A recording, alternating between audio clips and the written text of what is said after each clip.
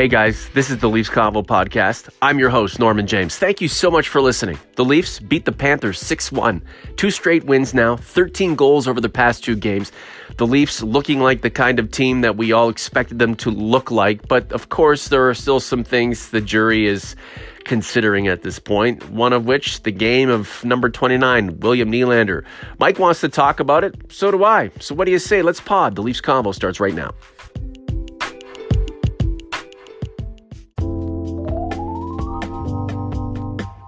And here he is, the one and only Michael Piagello. Hello, Mike. How are you? Good afternoon, Norman. I am well. How are you doing? Not too bad. I'm feeling pretty good about the Leafs game right now. A 6-1 win over the Florida Panthers, 2 straight victories.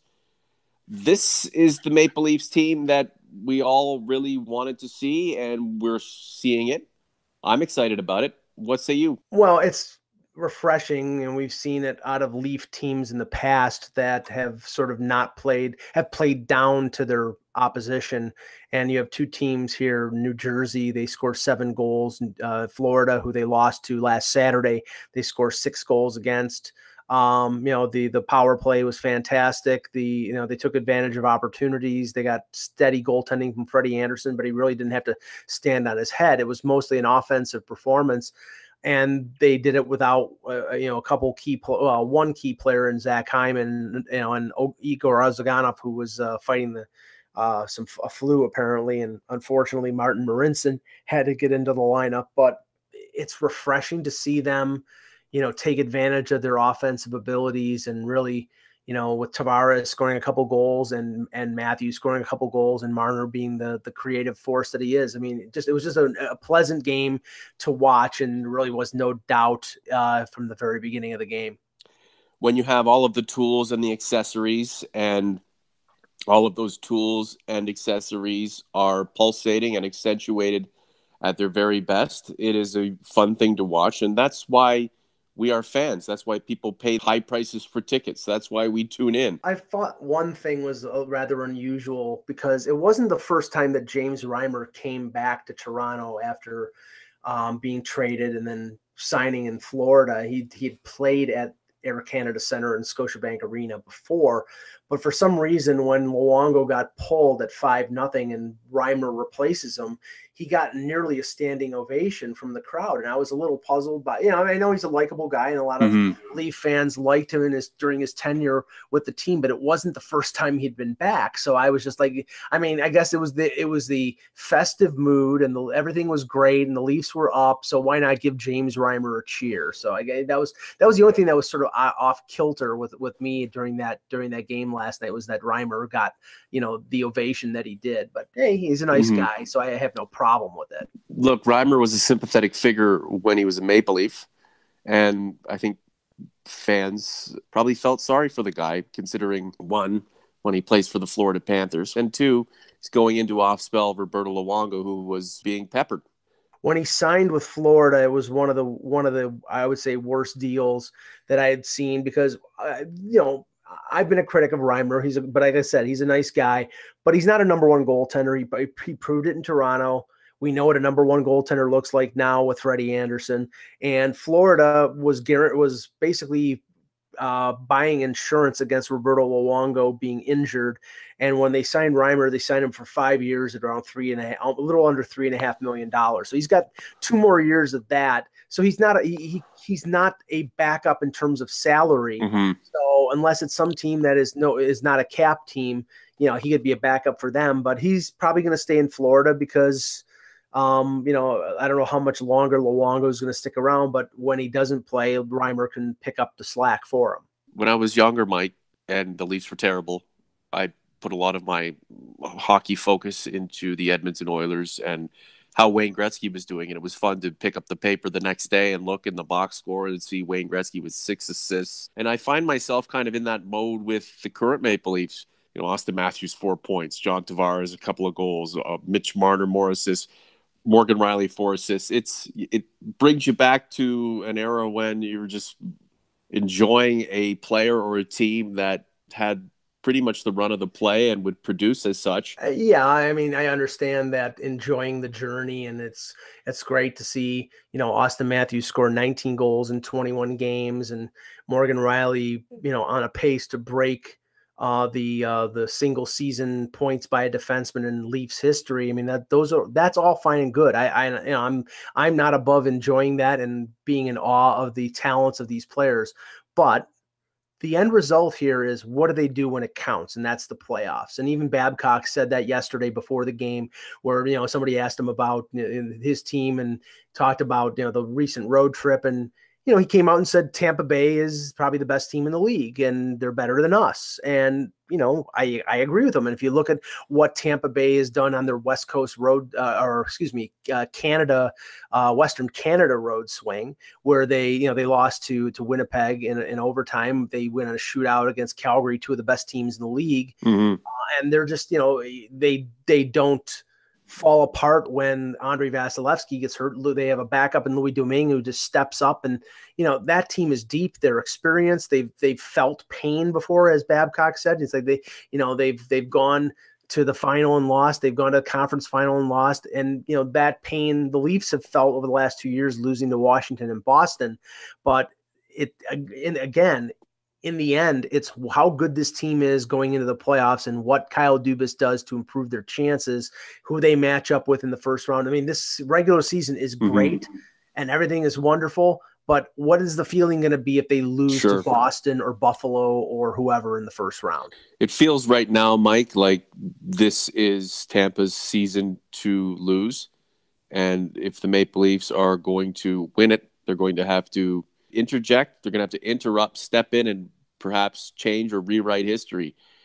It's possible. And the Maple Leafs, if they're going to do it, are certainly going to have to be even better than they are now, and they're going to have more hands on deck than they have now, believe it or not. Speaking of having all hands on deck, Zach Hyman, he's out with a sprained ankle for 3 weeks. They said a minimum of 3 weeks. I don't know if it's a high ankle sprain or just a regular run of the mill ankle sprain. If it's a high ankle sprain, as we've seen with other players and currently see with Timothy Liljegren, who was announced would not go to the World Juniors, high ankle sprain can take a month, can take 6 weeks, and when the player comes back, their mobility is a bit limited because it's an odd injury. But there was the replay of Hyman going into the end boards in New Jersey. I think it was in the first period. And, he struggled to get back to the bench and sort of fought through that injury for the rest of the game. And, Babcock even said he tried to fight through and play yesterday, but, it hampered him. And the interesting thing is what do they do with their lineup? Because yesterday, all they did was put Freddie Gauthier in there. And I know he hit a post, but Freddie Gauthier, in my mind, has proved that he's not an NHLer. So, I mean, you've got a guy like Trevor. Well, I mean, it is what it is. I mean, I'm with you. Yeah. Trevor Moore has scored, I believe, 16 goals in 25 games in the American Hockey League. He's, Babcock talked about how well he had played in training camp. They've called him up a couple times, but didn't use him. I think it's an opportunity to bring up Trevor Moore, because they've moved Connor Brown over to the left side, but they can, put Moore in on the fourth line and move Tyler Ennis to the wing. I just don't think that, Freddie Gauthier really provides anything in terms of his presence in the lineup. So why not give a Trevor Moore or even a Mason Marchment who would bring a little snarl to the lineup? Careful, Mike. What do the data heads say? Because we know they don't like Zach Hyman, so that's good because he's not as skilled as Austin Matthews and William Nylander, who, in 11 and a half minutes against the Panthers didn't pick up any points. Now, he was only on the ice for power play time, around 40 seconds.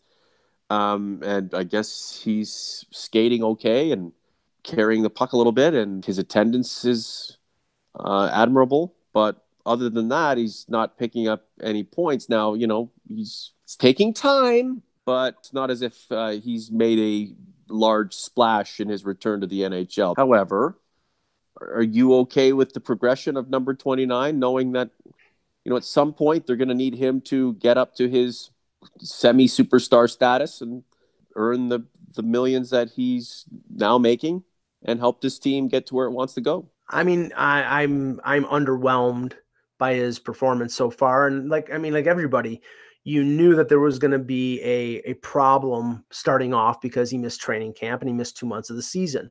That's why when I was at, I believe it was MasterCard Center, after he had signed that Monday, I asked a question of Mike Babcock about a conditioning stint in the American Hockey League, and Babcock was very quick to say no or none. And there was no, if he had thought about it.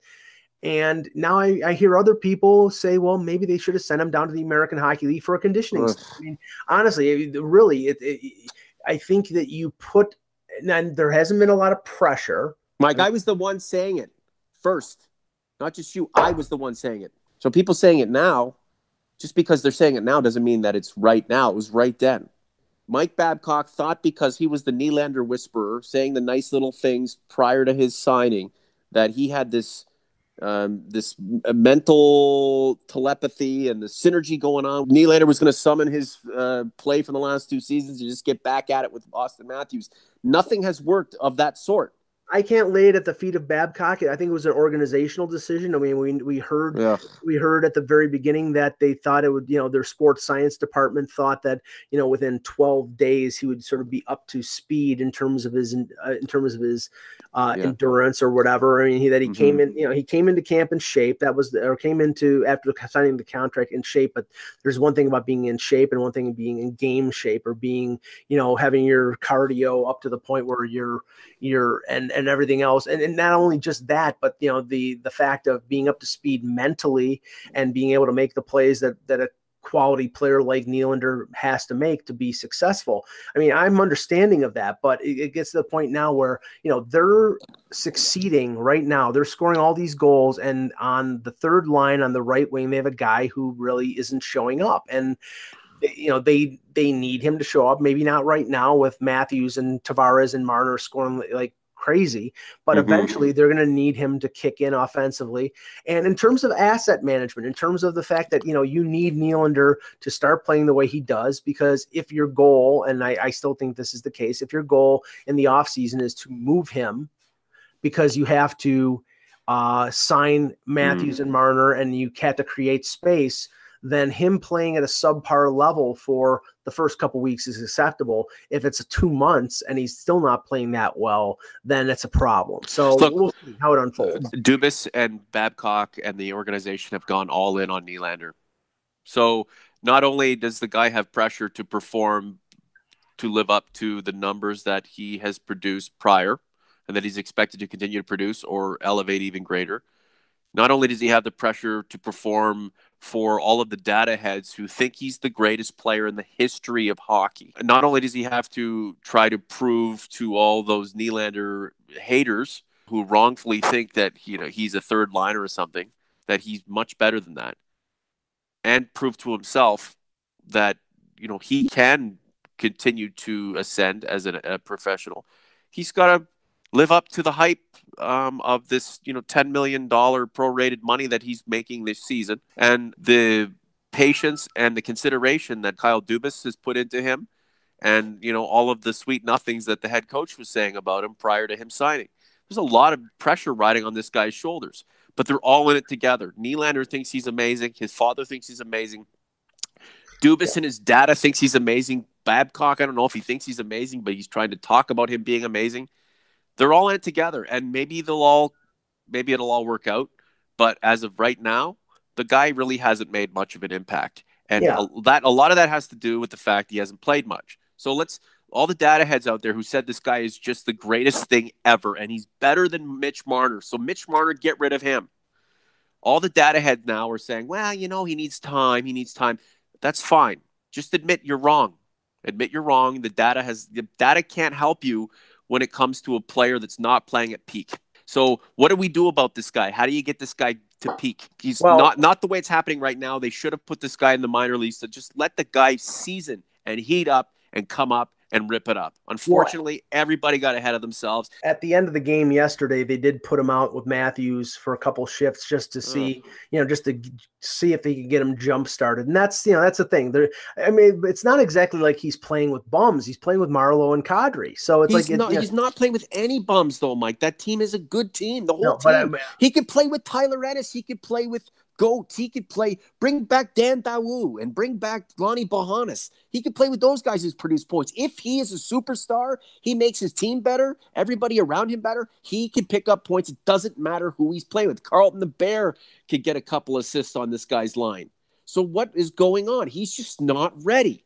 And, their hope is that probably in the next few weeks, he has a good game. He gets, he breaks the schneid. He starts to feel better about himself. And then it sort of all of a sudden happens. And that may very well be the case. But my argument has been and will continue to be that I thought that without him, the team had sort of moved on. They had compensated for his not being there. Guys like Kapanen and Janssen had stepped up, and the prudent move, if there was a deal out there to get that top 4 defenseman, was to make that deal and move on. But now they've signed him. Now they can't. I don't think they can trade him this year because the $10 million cap hit is immovable, and the next opportunity to move him is next July, and it'll only be done if they get the value that they expect from him. And the only way that happens is for him to start producing, which most people think he will do. And a lot of people hope he will do, and we'll see. Is there such a thing as not having enough puck to go around?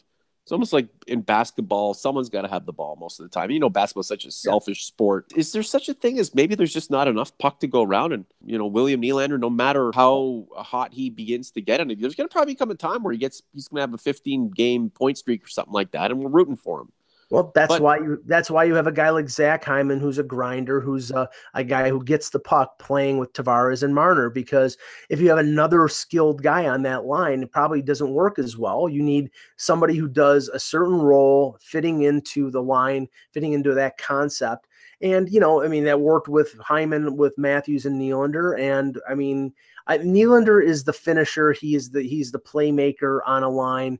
I think it should and could work with Marlowe and Kadri. I just think right now there's a lot of rust on his game. I said on Twitter yesterday, it says obviously they don't sell Rust-Oleum in Sweden because it's honestly, it's like Did you get jumped?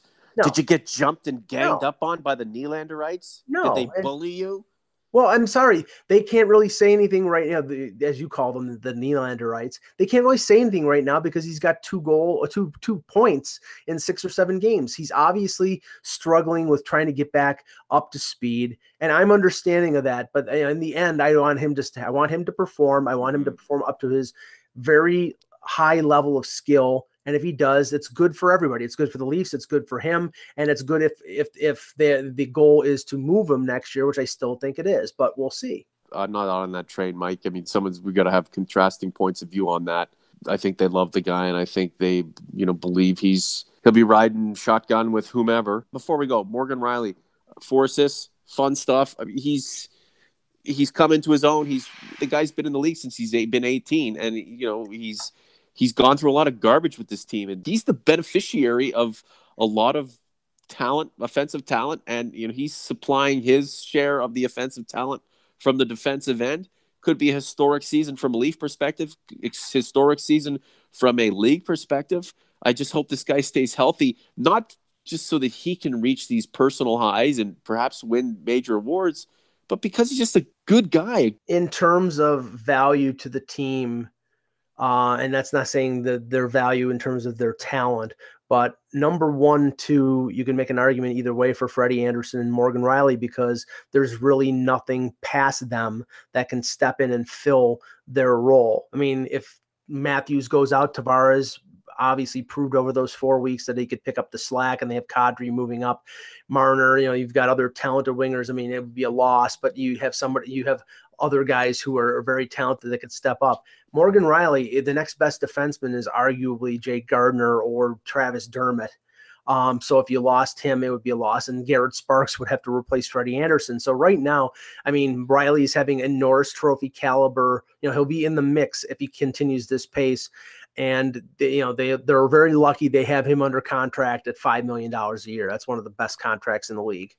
If the Leafs go deep into playoffs and he scores anywhere between 75 and 95 points and he's right there in the mix and he hasn't done anything to lose the award, I don't see any reason why he's not going to win the award. I mean, it's not his award to lose, but he's in good position to win the darn thing if he continues to play at this level and the team around him is as good and the hype around the Maple Leafs continues to intensify. Man, just bring in some more defensive help. Think about another backup goaltender, maybe a little sandpaper in a forward position. I don't know if it's a Wayne Simmons or even a Mason Marchment. Get William Nylander rocking and rolling, continue to win, get stronger every single day. Go put your nose in the business of teams like Boston and Tampa Bay. Rewrite history, change history. If it belongs to Tampa, take it away from them, make it yours. Forget about next season. Make it this season the Maple Leafs win the Stanley Cup. Mike, when they win like they have in the past 2 games and score 13 goals and basically boot around the opposition, these are the moments where we feel pretty confident that the Maple Leafs can do the business of winning championships. I don't know, talk to us after the weekend. Thanks, Norman.